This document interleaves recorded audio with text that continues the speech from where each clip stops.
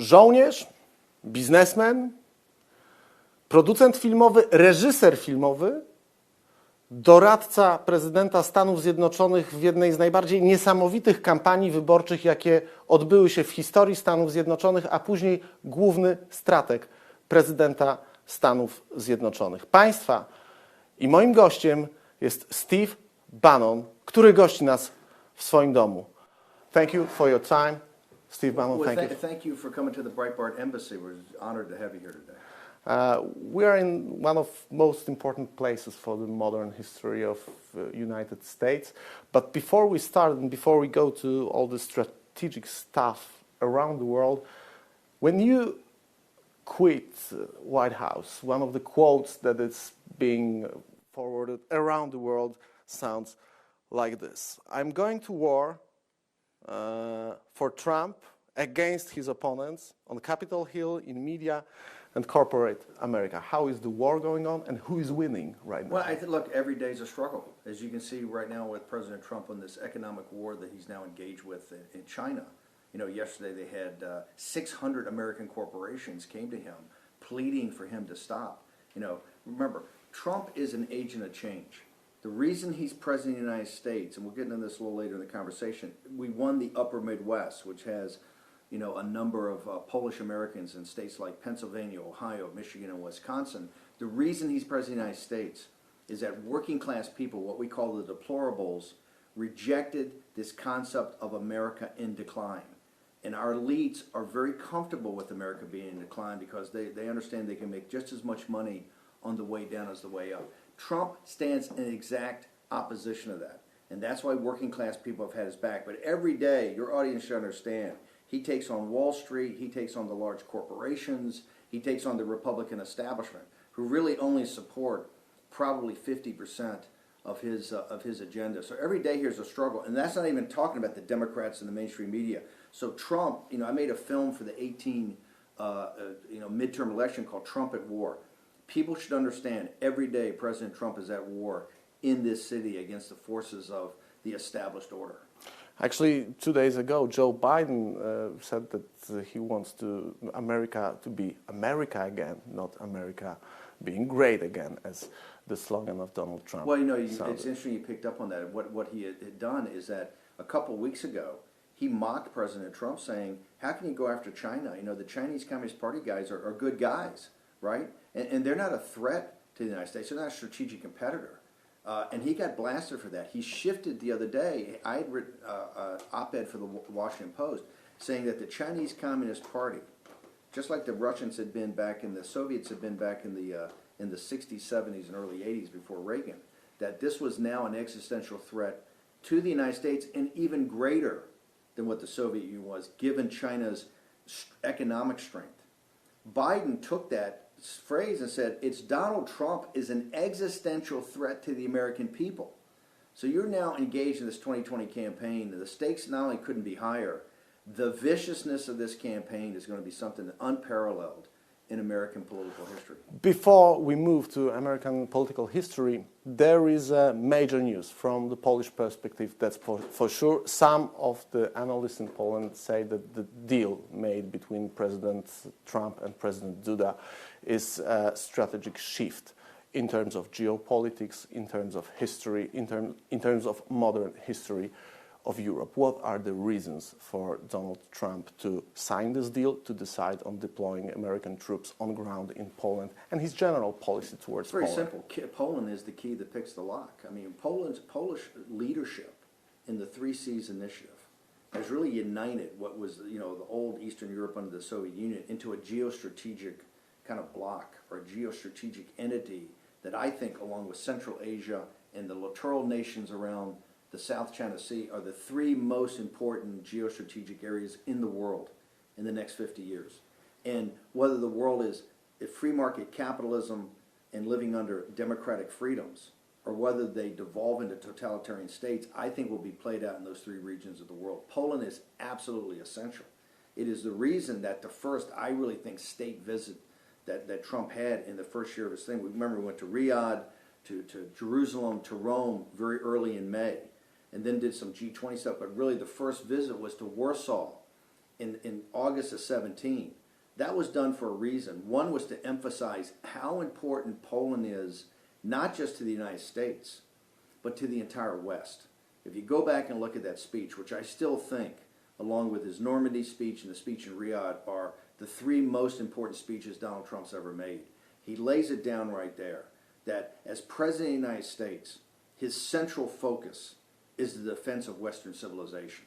And to say that in Warsaw on the anniversary of the Warsaw Uprising, to me, just re-emphasized how important Poland is, right, to Europe, how important Poland is to the West, and how important Poland is as a strategic partner to the United States. And it couldn't have been played out better, I think, than this week, which really, quite frankly, was with all the pressure on President Trump and other areas, was the single most important thing that happened in Washington this week. And I will tell you, from the perspective of people in the Capitol, it shows you the prominence that Poland plays in the Trump administration and kind of Trump's geostrategic thinking. Why you think that Poland is this key player and the key region in the world right now? Well, first off, it's the Three Seas movement, the uniting of that kind of that what's traditionally been the piece that kind of ties together Russia, that part of Eurasia, with Europe and the United States. Number one, it's the geography of it. Number one. Number two, and I think most important, is the Polish people. I mean, the Polish people. Let's go back in time. I just talked about this existential threat of China to the United States and to the industrial democracies. Let's go back in time to the 70s and 80s. It was Poland that was the tip of the spear. It was Poland that really led the new freedom movement. You know, Reagan could have never have accomplished everything that he wants to accomplish if it had not been for the Polish people. And so the Polish people understand what living under totalitarian dictatorship is. The Polish people understand, how important what freedom is. And I think that is why you have this kind of binding of really what Trump's America First, which doesn't mean America in retreat. It means really, starting to prioritize American strategic, where it's in the vital national security interests of the United States. And that's why. So I think it's Poland's, one, it's its location, but I also think it's the Polish people. And sometimes I realize, living in a country, you don't understand maybe the implications or effects you've had throughout the world. The leadership of the Polish people, the grit and determination of the Polish people to not just yearn for freedom, but to take to the streets and take their freedom back was central to really the throwing off of the yoke of the Soviet Union and the destruction of that empire. It was the first chess move, right? And look, you had Pope John Paul II. But what he epitomized, I think, was not just bringing the Catholic Church, but kind of this grit and determination of the Polish people that we're not going to be held under the yoke of tyranny. Right now, that symbolism and what the Polish people did back in the early 1980s is playing out in the streets of Hong Kong as we see it today. It's those young kids are just like the people in Poland back in the 80s.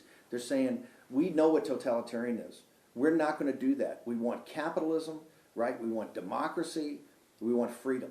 And we're prepared to take to the streets, and we're prepared, like in Poland. Remember, if the Polish people in the early 1980s had not basically said, we don't care if you kill us.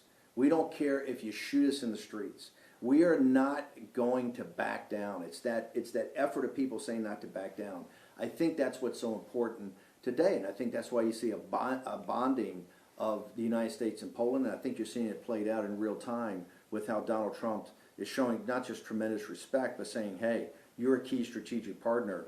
Let's work together to advance freedom. Those were words in Warsaw. Now we got action. Yes. We got a deal, and the action because the American troops are already in Poland, on Polish ground. And people should not underestimate the power. First off, the troops, my daughter's an Army captain. She served. And you were a former military. I'm a former naval officer. My daughter is a West Point grad Army captain, served with the 101st in Iraq. Her second tour was when they took the tank brigades all the way from Baltic, all the way through Poland, down into, down around Ukraine and into Germany. It is very symbolic in the United States, and particularly the military, to know that we're forward deploying essentially an additional 3,000 troops into Poland, and particularly the composition of this group. This group is going to be elite special forces operators, a logistics chain, etc. I think you're seeing the beginning of not just the F-35s,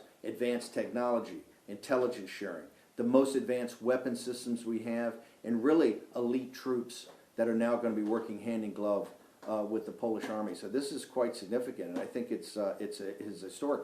The trip the other day was a historic trip. Don't underplay that. That was a historic trip of what was accomplished and the actions that took place less than a year after the Warsaw speech. So the direction of this relationship, to me, couldn't be stronger. Many people tend to look at those decisions in terms of not only geostrategic business right now, but also they look at it in a way as if the Cold War era just ended, because there was no American troops, no NATO troops except Polish troops for such a long time, for over 30 years after the communism collapsed. So this issue, when you talk about Ronald Reagan, do you find Donald Trump's presidency in these terms some kind of continuation of Ronald Reagan policy? I think there's essentially a shift. I think that what he understands in America First, that's where he went to Riyadh, the centers of where the future is being driven, right? And that's why the 3 C's initiative is so important. The center of gravity may be different. I think there's an understanding, and this is why when he went to Warsaw, if it had been any other president, that was probably one of the most provocative speeches ever to Russia. I mean, he didn't get credit here because the mainstream media is obsessed with Trump's relationships with Russia. But well, he is being framed as a Russian spook, and still he deploys American troops on the front line against Russia, and he's still arranging the decisions that are most anti-Russian decisions ever made in this crucial region of Europe. I don't need to tell the Polish people what a liberal, out-of-touch media can do, right? Because you have to live with that every day. And the people in Europe and many countries like in Hungary and in Italy and in Poland have to live with that. And your guys are working through that. But here, you're exactly right. I mean, the mainstream media, makes it look like, Trump's in some sort of relationship with Putin. And I say, if you look at the objective facts, I said, first off, that speech in Warsaw was a throwdown, right? And he called out Germany. He says, hey, we're here. The central mission we have is the defense of the West, okay? But we have to unite and work together. And he talked about how can you, in the meetings before leading up to that, he says, how can you say that, you're so concerned about Russia and you're cutting these natural resources deals that basically make you a captive of them. We're here to offer an alternative. And, our Polish partners, our allies in Poland have kind of picked up with that to understand that you have to do this. Now, I think longer term, I'm a huge believer in that in longer term, we have to somehow get Russia on our side of the football. The geostrategic issue of the 21st century is going to be China, okay? China is this radical cadre. And the Polish people saw it in the Soviet Union back in the 50s, 60s, 70s. What you have is a radical cadre in China that's running China and starting to expand just like the Soviets were. The problem we have today is that there's a pretty big gap between particularly Russian behavior and what's acceptable into the West. And I think we're going to have to work that through. That's why I think Poland is the key that picks the lock. If we're to do this, right, it's got to be Polish leadership. The one great thing that I see is you've got a generation of new leaders coming up. I mean, I think you see this in the European parliamentary election. Remember, I just spent 6 months of the last year, the time I didn't spend here, campaigning and working on the grassroots movement and back of Trump for the 18 elections, I spent in Europe. And, and Poland is looked at as now as a leader in Europe, particularly in this kind of populist, nationalist, not trying to destroy the European Union, but saying, hey, we don't want a United States of Europe. We don't want Poland to be South Carolina to Germany's North Carolina.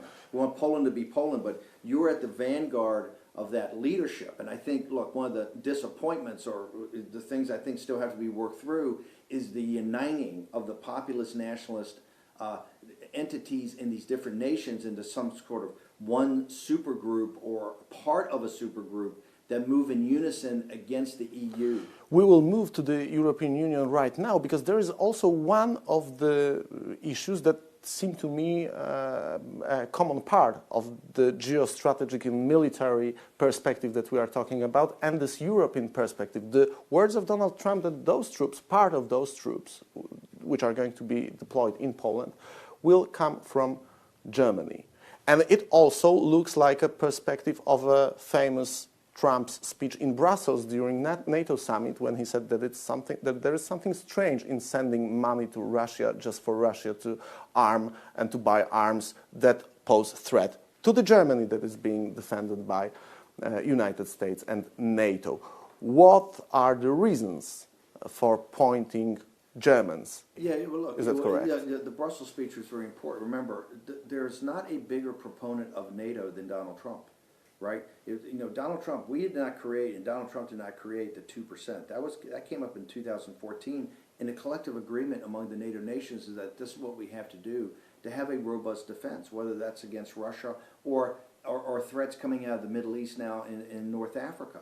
And everybody was in agreement that the individual militaries had kind of deteriorated. The point of America First is that we're not looking, the United States is not an imperial power, right? We consider ourselves a revolutionary power, okay?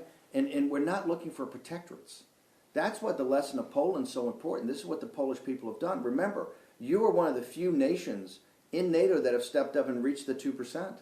Well, because we remember the threats. We are aware of the threats to our everybody else sovereignty. is aware of the threats too. They've just decided for other internal social dynamics, right? And look, I'm a huge believer in the Alternative for Deutschland movement in Germany, and I think that look, obviously Germany's got a lot of issues to work through. You've got Merkel, who I think has been a disaster, not just for Germany. I think she's been a disaster for Europe. But Trump understands this. I think what Trump was trying to do and saying, hey, look, as allies, right? We're not looking for protection. We're not looking to tell Europe to do it. We're not looking to tell Poland what to do. We have certain things that bind us together, have binded us together historically, and particularly in modern history, where we have united, okay? We have put down the fascist uprisings in the 30s. We have confronted the totalitarianism in Europe in the post-war era, and we destroyed that. Now, once again, we're called to another call of defense of freedom against this expansion of China. And I think that's why Poland's so important. And here's what's, I think, most important. Poland's done this without being goaded. I mean, this is what I meant about leadership and about people. You are taking leadership, the leadership in NATO of doing that. And what the United States, I think the reason with the troops, they say, hey, the Poles get it. The Poles understand not just what the threat is, the Poles understand the sacrifices that have to be done in order to have freedom and to pass and to bequeath that freedom down generation to generation. It's very unique. I don't think sometimes maybe it's so much going on in your internal politics, you understand what a beacon you are to other people. And I will tell you, what's going on in the streets of Hong Kong, trust me, they are inspired what went on in the streets in Poland in the early 80s. The fact that you have a historical memory of that, and the fact that you have politicians that can act upon that, is quite powerful, and I think it makes you a natural partner and ally to the United States. The revolution in Hong Kong is also a revolution against the communism. The communism that nowadays, now in 2019, looks differently than looked in 1989 when the tanks were killing students on the streets of Beijing. But this is still the same system. And Russia is still the same system. You got the colonel of special forces being a president right now, and actually you do have a special forces, secret services that own country, which is quite opposite to the situation in normal countries, where countries possess. I would disagree with you there. I think with what's happening in Russia is certainly not perfect, okay? But you go back in time, it is not the Soviet Union. It is not what the Polish people stared down and really helped break in the 1980s. Okay, that was a vicious dictatorial power that eviscerated not just the church but any intellectual leaders. You know, one of the guys I'm very close to, Matthew Turman's father. These great leaders you had of freedom, right, in Poland, they would understand the Soviet Union, and China is that today. The radical contrary. Here's the reason. That's kind of gangsterism. Isn't it the only difference is the economical power between China and Russia? China is much more powerful than Russia nowadays, but Russia is still one of the biggest nuclear arsenals in the world. They are running a war in Ukraine. They are present in Syria. They try to invade Georgia. They are very aggressive. They are killing people on the streets of Western cities. They are having Skripal case, Litvinenko case. Smallest catastrophe. It's a system that has a lot of bad guys. It's a kleptocracy. They have a lot of issues to work through. But it's not the systematic, It's not the systematic exploitation you had in the 1980s. To me, there's just no difference. Also, as bad as it is, okay, there is a way that we can work together. One of my overall goals, and I think this is one of the reasons I spend so much time in Europe, we have got to unite the Judeo-Christian West, okay? Russia is a part of that. Russia has a European part of that, and it's not going to be easy. And I understand that's why you guys have seen the worst of it. But it might be possible. This is why you can. This is why I keep saying Poland's the key that picks the lock, because it's your leadership that I think will be central, not just to Europe but to the United States as we try to do this over time. It might be possible because you guys, not just do you understand how bad it was, just not that you were at the receiving end of how bad it was. You had the courage to stand up to it, right, in the streets, and it wouldn't have been broken if it was not for your courage. We're in a different place today. Okay, it might be possible. You might be right, but if you consider and if you think, I'm not so sure. However, you might be right if there's going to be a real change in the nature of Russian politics. Yes. And as for now, this country is just a continuation of this totalitarian regime. We are having a politician who is openly saying that Joseph Stalin, a guy who murdered most people in the world in the history, is an iconic persona for this regime. So as long as this system of this country doesn't change, you will still have links between Germany and Russia, which has one simple goal: to have, as you just said, Germany and the European Union. This is a major strategic problem. It's very difficult to think about this is why I think bringing those things now together. I think you've seen the uprising of these populist movements, these nationalist movements. Some of those are, I'm not saying close to Russia, but understand that Russia is a part of Europe, and over time that has to be kind of put together, and that's once again why Poland is the key player here. It'll be the wisdom and strength of the Polish people that get us there. If we're ever to put this together, and for the world to live in peace and harmony and prosperity, it's the leadership of the Judeo-Christian West that will get us there. Okay? Well, as a civilization and culture, and this is not exclusive. The power of the Judeo-Christian West is it's inclusive. The kids in Hong Kong today are fighting and dying for, and prepared to die for, basically free market capitalism and the underpinnings of democracy that has been passed down to us from Athens to Jerusalem to Rome to I even absolutely agree. Scandinavia. I absolutely agree. So but you have those stakes could not be higher. And but you have the same, well, not the same, but the same kind of people fighting on the streets in Kiev against Vladimir Putin and his oppression. You have the same kind of people on the streets of Moscow fighting or protesting against Vladimir Putin, who are being jailed. There are journalists that are being killed by Vladimir Putin. So the problem is that despite the fact that there is a common Judeo-Christian culture in Europe and Russian society is a part of it, the rulers of Russia just use it as a tool. No, I think that I think given their demographic situation, I think given their economic situation, it's not perfect. I think you're going to see over time progress made in that. I realize that they are heavily armed from the Cold War, right? We're not going to wave a magic wand and have that go away. I do believe that if they understand that aggressively we're not trying to push in and take Russian territory, that we're not trying to push in. The problem is that they think that, for example, Poland is a Russian territory. The problem is that they think that Crimea is a Russian territory. They think that Ukraine is Russian territory, Latvia, Lithuania, and Estonia as well. Theoretically, they may some, and I don't say all of them, may think that Vladimir Putin Russian thinks territory. like this. I think that from World War II to today, they have seen clearly that Poland is Polish territory, governed by the Polish people, united with allies in the West and in particular the United States. So I think that is a fantasy. That is a fantasy that it's just not going to come true. It brings us. You guys have stood up. You guys have stood up for freedom. It brings us to the very interesting issue. But the toxicity in this town, Washington, D.C., of anything Russia, okay, to me, thwarts us from some reasonable approach going forward, okay, to try to put things together while we have an existential threat. And you guys are in the middle of it. This is about Huawei. The inroads of the Chinese Communist Party. You got to remember, let's put it in perspective. With all the weapons they have, Russia's economy is the size of New York State. Okay, it's in a demographic death spiral. It makes nothing on technology, anything anybody wants. What it is a natural resource play. Okay, they have kleptocrats and a lot of bad guys making bad decisions. But when you look at the reality of what China is, and China has designated Poland in the Three Seas movement, this is why Huawei is in Poland trying to take over your telecommunication system. That's true, and that's a threat to Poland and its allies. But the problem is, I don't know if you're aware of the fact that China is running its naval operations on Baltic Sea against Poland together with Russia.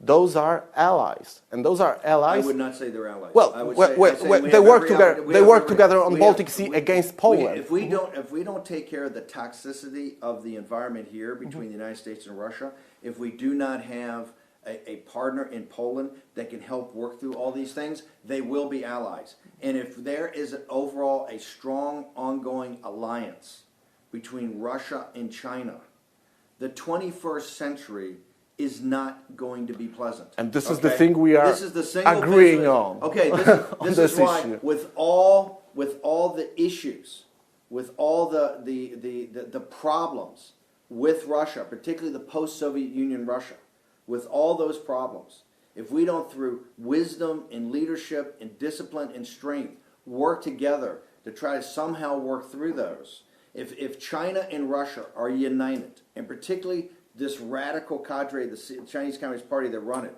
if they're united with Russian resources and Russia's geostrategic location, the 21st century is not going to turn out well. And the book, I think the title of this book is Silent Fleet, and it's an idea of a war between United States and China with Russia as a Chinese ally is a picture of this potential perspective. But this brings us, it's not pleasant. And it's not a pleasant perspective. But this brings us to the very interesting thing that is going on right now in Europe, and you are a part of it.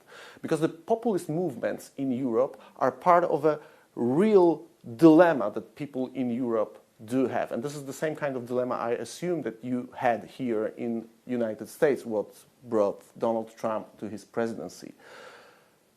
What is the core nature of the problem and of the shape of political populist movements in Europe that you seem to look at very closely? Because I think what Brussels tried to do is what Washington's done to states in the United States. What the program that Macron laid out, the Merkel-Macron program, is the logical conclusion of what Jean Monnet and these guys envisioned back in the 50s, a United States of Europe, to really turn these individual nation states into administrative units. That Poland would essentially be South Carolina to Germany's North Carolina. Italy would be Georgia to France's Alabama. In other words, you'd be essentially administrative units. The central rejection that you've seen over the last couple of years is to these bureaucrats in Brussels. Right? And it's not that, and I understand in Poland, you've gotten tremendous value being part of the EU, but you're Poland, right? With your own set of issues, your citizens, and this is pushing down this kind of Westphalian system that's worked for 300 years of the nation state, is that citizens, free citizens, have the most control and the most possibilities to have freedom in their own life by having elected officials in that country that report to them and not ceding their sovereignty to some central bureaucratic apparatus. That's what happened in the EU over the last 20 years. And you see in people that rejected this back in the early 90s, in Switzerland and Norway, they said, hey, look, we like the common market. We like the integration commercially. What we don't want is to give our sovereignty up, and we're going to vote out. And both of those nations stayed out, I think, much to their benefit. What you see today in this populist nationalist revolt has basically been against that. Now, here's what's interesting. A lot of those people not feel affinity, but they say, look, we should start to have some sort of dialogue with Russia. So you see with Salvini or Nigel Farage, this populist movement, have that. I don't think that's the worst thing in the world. You have to remember, as a young person, I spent 4 years of my life at sea, in the Pacific, in the Persian Gulf, in the North Arabian Sea, on a Navy destroyer hunting Soviet submarines. That was our mission, was to hunt. We were an anti-submarine warfare ship, ASW. We hunted Soviet submarines. When I went back to the Pentagon as a junior officer for another 3 or 4 years, I was an aide to the chief of naval operation on the day that Reagan took his inauguration. As a very junior officer, I saw the implementation of the war plan to destroy the Soviet Union. So I've got skin in the game. I don't come at this naively, not understanding they're bad guys, but I do think it is actually a positive thing that we have populist nationalist movements that say, hey, look, in Italy and in France, in the United Kingdom, and in Poland, we want to kind of figure out our own way. And yes, we're allies in NATO and we're allies with the United States, but I think it's very powerful for citizens. And look, I disagree. In Italy, one part of the government, the five-star guys, have wanted to sign and have basically forced the signing of a MOU with China for One Belt, One Road. It's going to get to be a big issue in Poland when the Chinese come around with big checks and the ability to build big infrastructure, right, which it looks like it's all for free at the beginning, right, understanding this is the British East India Company model of predatory capitalism. It looks very powerful. But I've said in Italy, I think as long as the Italian people are engaged in making those decisions, that's what this entire populist nationalist movement is about. It's subsidiarity. It's making sure the little guy gets a voice and he's in control of his nation state. And I happen to be a huge believer that the West, and particularly people in the West, have sacrificed, that understand Normandy, that understand World War II, that understand Poland and the uprising, that understand our confrontation with another dictatorial power after the fascists were defeated in the 40s in the Soviet Union, will understand and bind together to basically confront the great threat that we have, which is the Chinese Communist Party. I think that the major problem in case of Russia is that in Central Europe, in the 3C initiative, we do have a memory of being on the bad side of the Iron Curtain. And we know what. That's a good thing. That's a good thing. But there's also a knowledge that comes out of it. And this knowledge makes us think in terms of our 200 or 300 years of history, that the strategic threat to our countries, to our states in this region was always Russia. And it's a sad thing and sad memory of this area. And this is the reason, for example, why Lithuania, Latvia, and the other countries of this region welcomed the deal between President Duda and President Trump with great pleasure. They found it a major important role in terms of protection against Russia. This is why I think the 3Cs initiative is so important. And I said, one of the most important geostrategic. The other one was Central Asia and around Kazakhstan was also part of the Soviet Union. Remember, you people have seen the downside. You can cut through the happy talk, right? You understand what freedom means. And that's why it's so important going forward. If we want the 21st century not to devolve into another bloodbath, look, we just came out of the bloodiest century in mankind's history, okay? 500 years from now, they're going to look back at us as a barbaric dark age, okay? We came through the blood, 250 million people were slaughtered? Look at the trauma that Poland, the 20th century was for Poland. But at the end result of it, okay, we got a nation that fought for its own freedom and came through it, okay? And it has that DNA that is passing down. That is the future. That's why the 3Cs initiative is so important. That's why, and trust me, Donald Trump gets that. He didn't randomly, the Polish Warsaw speech was picked for a reason. The first kind of state visit to go and to honor that and to really give a guidance of what the defense of the West is about was very specifically chosen. To have the president come here and to follow that up, as you said, with concrete actions that talk about advanced technology, intelligence sharing, the forward deployment of troops is another aspect of that. But given that, for us to move forward into this century, that 3Cs, that group that felt the boot on its neck is going to have to be the leader in the rapprochement that has to come. We don't have a choice. And I understand it's not going to be easy, okay? Because on the other side, you have people that feel, sometimes I think, particularly some of their leaders feel besieged, and they feel that maybe it's another encroachment. That's what it's going to take statesmen. That's what it's going to take diplomacy. That's what it's going to take, very powerful economics. But not only can it be done, it has to be done. If we don't do this radical cadre of, quite frankly, one of the most powerful, potentially powerful economic forces on earth has already enslaved its people. Think of you talk about, for people in Poland, understand something. The Uyghurs, the Tibetan Buddhists, and the Dalai Lama. the underground evangelical church, the underground Catholic Church. As bad as it was in Poland under the Soviets, it's worse under the Chinese Communists for Catholics. And all of them have support in Polish citizens, in Polish non-profit organizations. Exactly. There are Polish people supporting all of those groups that you mentioned because we are aware. We do know 100%. what does communism means. But there is also another very important issue related to the 3Cs initiative, which is the liquefied natural gas sent and sold by United States. The infrastructure, the energetic infrastructure that is being built here is also being built with the support of United States. And it's on the crossroad of eastern-western line of gas communication between Russia and Germany. This one is a north-south line of communication of gas from United States to the Central European Union. Because we think that economic integration and economic partnership, remember, one of the powers of Trump's national security, the America First, is that he looked at it as a businessman, very sophisticated. And quite frankly, the Pentagon and the State Department and the intelligence apparatus didn't look at it like this. What Donald Trump's saying, for total national security, you have the military and you have economics. And those things combined really lead to national security. In this town, people have forgotten about the power of the economics.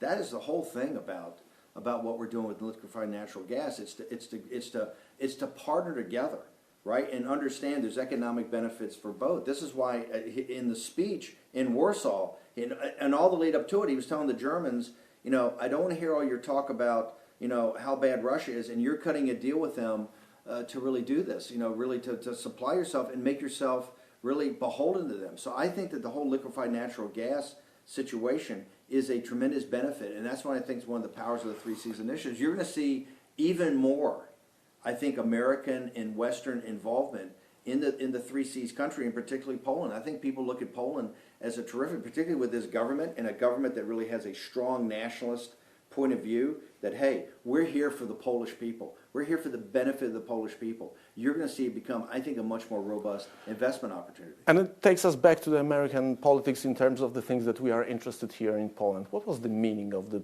Polish Americans in the general election that brought Donald Trump to presidency? As the CEO that ran the campaign from the mid-August to the victory, and was one of the guys that helped set up our outreach to the Polish community, particularly our visit up to the headquarters in Illinois.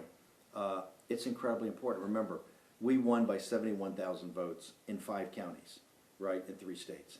We drew an inside straight. I admit that this was essentially, I call it divine providence. It was a miracle. As Trump's message got out, the Polish-American community was absolutely essential. Remember, the Polish-American community, I come from a blue-collar Irish Catholic Democratic family, right, of working class people, phone company people, firemen, etc., that kind of left the Democratic Party because it got too radicalized during the Vietnam War. And we really shifted over hardcore when Ronald Reagan came up, and his number one thing was not taxes for us, not the economy. That was very important. The number one reason my family and other family members supported Ronald Reagan was his confrontation with the evil empire of the Soviet Union. We were kind of a military family, okay? And Ronald Reagan was the guy who said, hey, finally somebody's prepared to confront these guys so it doesn't get worse. Like Germany and like Japan and Italy should have been confronted in the early mid-1930s, okay? You would have avoided all the madness after that. That's where we supported Reagan.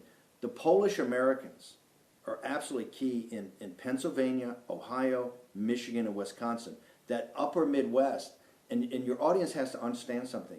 When we were focused on this and focused on groups like the Polish Americans and going into those states, we were mocked and ridiculed every day on national TV. They said, this shows you that this guy Bannon is a clown. And Donald Trump has no earthly idea what he's doing.